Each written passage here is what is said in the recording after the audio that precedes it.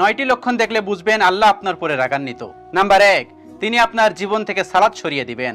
Number 2, আপনি তখন হারাম সম্পর্কে আটকে যাবেন।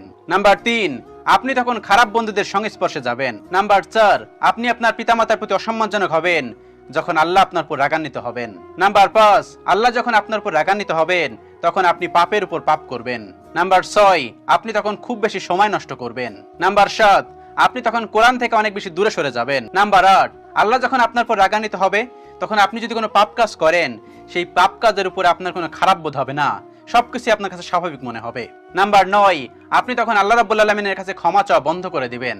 যেমন আমরা কোনো পাপ কাজ করলে বা কোনো খারাপ কাজ করলে আল্লাহর কাছে তওবা করি, তখন আপনি তওবা করা বন্ধ করে দিবেন। যখন আল্লাহ আপনার উপর রাগান্বিত হবেন তখন এই কাজগুলো আপনার ভিতর চলে আসবে। আল্লাহ রাব্বুল আলামিন আমাদের সকলকে এই জায়গা থেকে হেফাজত করুক, আমাদের সবাইকে ভালো রাখুক, আমাদের সবাইকে সহি এবং সঠিক